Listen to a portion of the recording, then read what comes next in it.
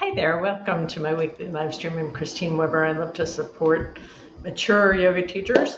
And today I want to talk to you a little bit about priorities versus time, or time versus priorities, if you want to put it that way, because one of the things that I hear increasingly in our increasingly busy world is this idea that folks don't have time to practice. I don't have time to practice. I'm too busy. I have to work. I can't get to the mat. I mean, it's just like a very, very common thing that I hear. And I would like to suggest that the busier you are, the more urgent practice becomes. So what I mean by that is if you want to do everything that you want to do, like you need to take care of people and you are also, working and you're trying to whatever, build your business if you're a yoga person, a yoga teacher, uh, that that's when practice becomes even more important. And I can talk about that from my own life. That when I was a lot younger and my son was little, and I used to take him to daycare 2 days a week. That was all I could afford way back then. And eventually I got to the place where I could afford him to go to daycare 4 days a week. But it was really hard. It was a really hard time. Those of you who don't live in the United States probably don't understand the immense pressure there is on young parents to be able to provide for children. We don't have a lot of support for daycare in this country. So anyway, my son was going to daycare twice a week, and it was for 3 or 4 hours. I can't remember. And so that was when I had to get a ton of work done during those periods of time. And one day I noticed, so one day I had got up, I got my husband ready to go to work, and I got my son ready to go to daycare, and I was like ready to go, all the things had to happen. Um, and then when I got back from I dropped my son off, and when I got back, I knew I had all this work to do, but I was so distracted. I was so sort of flustered and vata deranged that I couldn't get the work done I needed to get done. And then it occurred to me that I had woken up late that day and I didn't take any time to practice. I mean, usually at that time I was doing maybe 20 minutes or sometimes 30 minutes of meditation, maybe 15 or 20 minutes of asanas. Like if I could get in a 45-minute practice back in that day, I was so lucky and so happy. And it changed everything, for me. So I remember that moment when I was like, oh, I didn't practice this morning, and I just completely blew it. I didn't blow it off. I forgot because I was so busy. That really changed everything for me, because then I realized if I have to prioritize it. It's never about time. It's always about what you prioritize, because we all have the same amount of time. We all have 24 hours in the day. And I prioritize my sleep. That's really important to me. I prioritize time with my family. That's really important. Time with friends is really important to me. My work is really important to me. And if I want to be able to do all of those things and be present for all of those things, I have to take care of myself. And that's where my practice comes in, because practice is everything. And people often ask me how I do so much. And they're like, how do you're always on social media, and you teach and you do workshops. Like, how do you get all that done? And it's, there's part of it is because I'm super motivated to get the information about slow mindful yoga out there in the world. But it's also because I practice, and the practice is where I still my mind so that I can focus and really tune into what needs to happen. So I hope this is helpful in thinking about your practice. If you would like to join me tonight at 8 p.m. Eastern Time, I will be giving a webinar about this and more. It's called How to Leverage the Neuroscience of Yoga. So I'd love you to join me for that. I will put a link in the comments. And also, the Subtle Yoga Resilience Society has been upgraded. So if you're already a member, thank you. It's so nice to have you here, and I hope you're enjoying the content. But we have added a few things. We're doing 4 yearly expert workshops with experts who are other experts in the field, in their field. So it could be Sanskrit or Ayurveda, women's health, etc.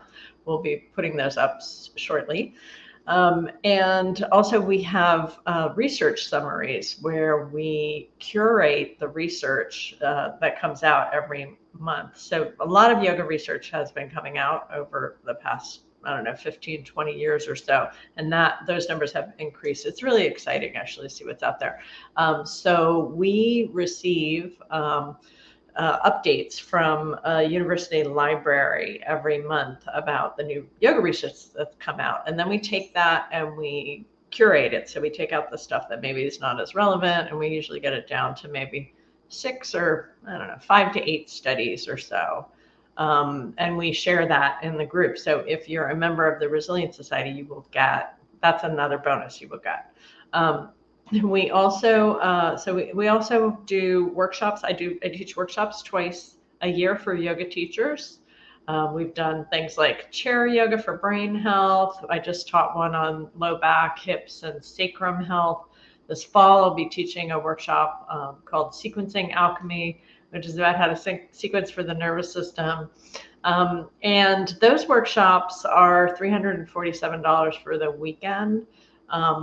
If you're a member of the Resilience Society, that price is actually $177. So you get, almost half off, I think that is, of the training, or maybe a little more. You get half off of the trainings if you're a member. So there's many things that we do for the membership. Oh, and there's one more special bonus, which is we're going to have a marketing workshop. Now, people ask me to teach about marketing all the time. I'm like, I'm a yoga teacher. I'm not a marketing expert. I've learned a lot about marketing. I'm better, but I'm not a marketing expert at all. So I'm bringing in a marketing expert. So somebody to help you with your business if you're a yoga teacher. So that's part of the society. And the other thing is you get to ask questions. It's a really good group of people that get together on a weekly basis for live classes. And they put questions up, and lots of people respond. So it's like a hive mind, they call it, like lots of people supporting each other. And I always chime in on those questions as well. Usually, almost always, I try to chime in on those questions as well. So this is my membership group. I started it during the pandemic. I thought, wow, we'll just do this during the pandemic, but it gained so much traction, and so many people were really interested in these teachings that go way beyond inhale. To be clear, what I teach is not watered down flow yoga. It's not watered down fitness yoga. It's not gentle yoga. It's subtle. So we work with the subtle body. We work with the nervous system. These are the kind of practices that I think really many people can resonate with, and many people can utilize, because they're much more accessible than a lot of the yoga that you see out there, and more, and not taking a shot at any other kinds of yoga, by the way, but this way of practicing yoga, which I have synthesized from several different styles, and one of my biggest influences, of course, is Gary Craftso and Vinny Yoga. But what I've done is take these styles and brought it together into a kind of yoga that is very mindful. It's very helpful for balancing the nervous system.